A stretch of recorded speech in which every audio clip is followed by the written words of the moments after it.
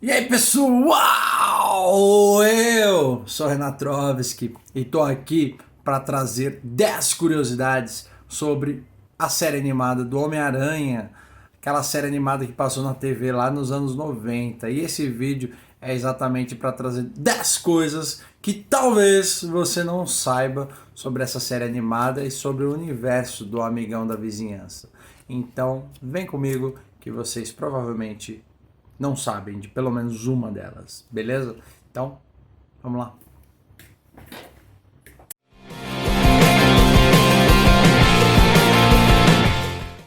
Sim, sim, pessoal! Bom, todo mundo sabe que os anos 90, principalmente para época das animações, foi muito louca, né? Tipo, tivemos várias animações legais e o Homem-Aranha passava na época na Fox Kids e depois passou na TV aberta também, se não me engano, na Globo, nos programas infantis pela manhã.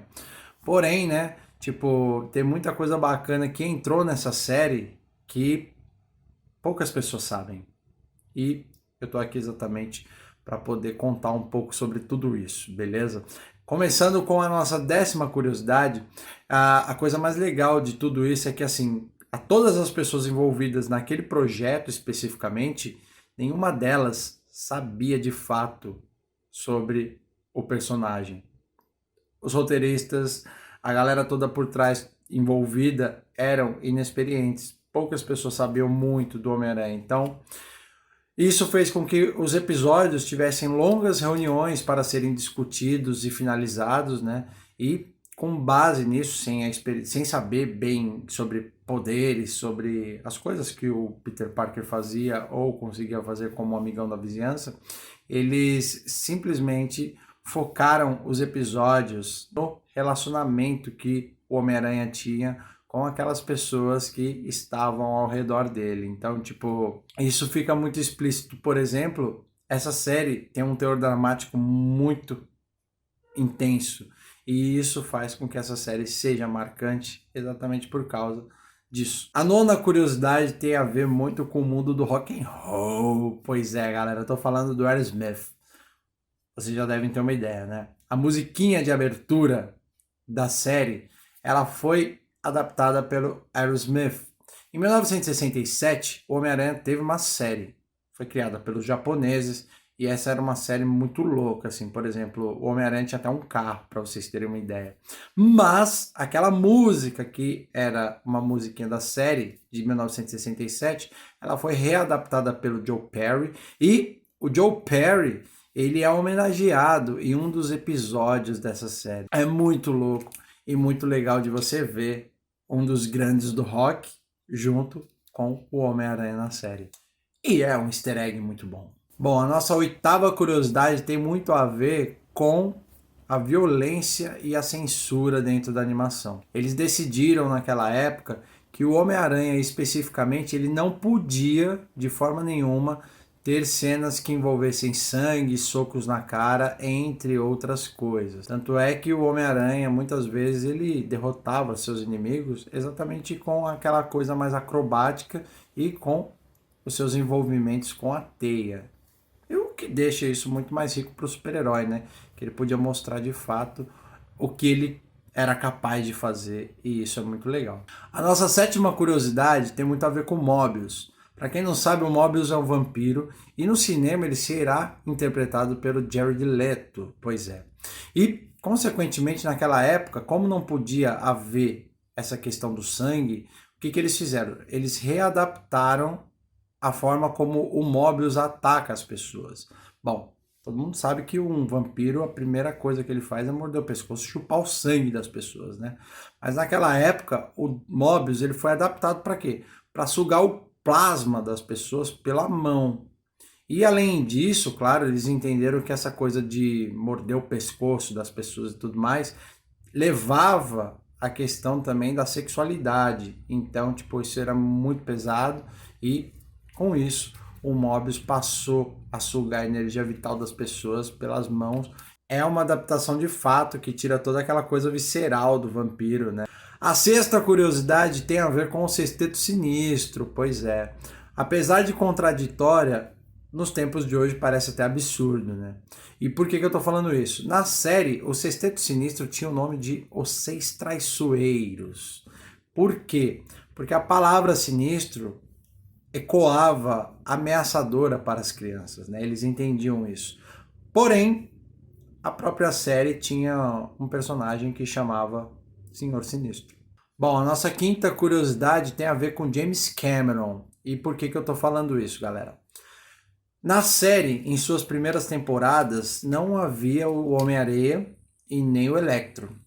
O Electro entra mais tarde, mas o Homem-Areia, por exemplo, nunca entrou. Por quê? Porque o James Cameron tinha o projeto de fazer um filme com o Homem-Aranha e levar o Homem-Areia e o Electro para o cinema. Após tudo isso ir pro ralo, aí sim o Electro entra na série animada, mas o Homem-Aranha, por exemplo, nunca apareceu na série. E, consequentemente, quando o Electro entra na série, as temporadas ficam muito legais. Pena que no cinema o Electro não ficou tão bom quanto no filme. A nossa quarta curiosidade tem a ver com o Duende Verde e o Duende Macabro. Para quem assistiu a série sabe que o grande arqui-inimigo do Homem-Aranha é o Duende Verde. Mas eles tiveram que introduzir o Duende Macabro primeiro. Isso fez com que o Duende Verde demorasse um tempão para entrar na série. Por quê? Porque já havia um negócio com a criação dos brinquedos da série. E o Duende Macabro tinha sido produzido em alta escala. E isso fez com que eles tivessem pressa em colocar o Duende Macabro na série para que a venda dos brinquedos não fosse pelo ralo. Porém, isso fez com que o relacionamento entre os Osborn e o Peter Parker fosse muito mais intenso. E também fez com que quando o Duende Verde entrasse na série, a trama dele fosse muito mais intensa. E é muito legal quando o Duende Verde entra. Bom, a nossa terceira curiosidade envolve o Aranhaverso. Pois é, galera, você tá afim de ver o Aranhaverso no filme? Pois saibam que a série já trouxe o Aranhaverso de uma maneira muito legal. E isso rende memes até hoje nas redes sociais. Que é totalmente inspirada na esposa do Stan Lee, a Joan Lee. Pois é, galera. Ela aparece na série como Madame Teia e na série é ela a responsável por cuidar do espaço e tempo do universo do Homem-Aranha. E uma coisa muito bacana é que os roteiristas fizeram questão de fazer o Stan Lee encontrá-la no final do arco do Aranhaverso na série. É muito legal de se ver isso. É muito legal também o easter egg. Bom, a nossa segunda curiosidade talvez seja uma das mais legais a serem faladas aqui. E por que eu estou falando isso? A série, ela adaptou muitas das histórias. E isso envolve uma das histórias mais legais que o Cabeça de Teia tem nos quadrinhos, que é a Gwen Stacy. Ela foi substituída pela Mary Jane. E esse relacionamento entre o Peter e a Mary Jane é uma coisa muito intensa, muito bacana de se ver na série. Porém, alguns arcos da Gwen foram adaptados para serem tratados com a Mary Jane especificamente. E isso faz com que aquele grande arco, um dos mais legais, que é a morte da Gwen, fosse adaptado na série. Mas a série tinha censura e não podia tratar de morte. No caso, a Mary Jane não morre, ela é mandada para uma outra dimensão e após isso a Mary Jane não aparece mais. Entre algumas temporadas, o Homem-Aranha procura ela ensandecidamente e, consequentemente, não a acha. Quando ela reaparece em uma das temporadas, ela é apenas um clone.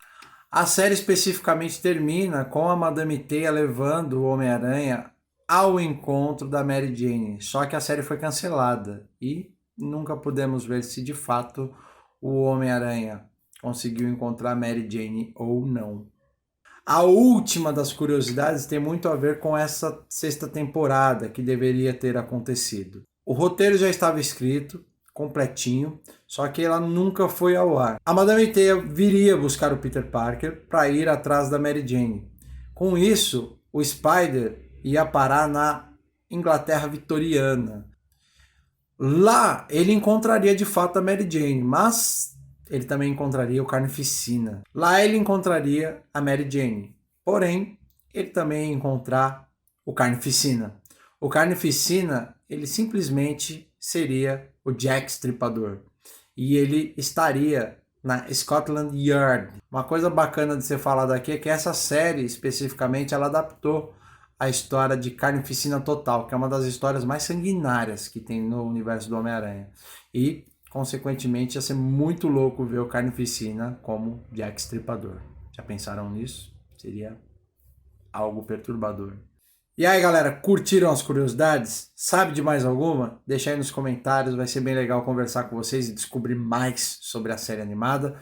Quero agradecer também a galera do canal O Vício, que foi de lá que eu tirei essas curiosidades bacanas para trazer para vocês. E óbvio, se vocês puderem, curtam o vídeo, compartilhem nas suas redes sociais, é muito bacana poder ver que vocês estão curtindo o conteúdo. Um abraço a todos vocês, fiquem com Deus e até a próxima, pessoal!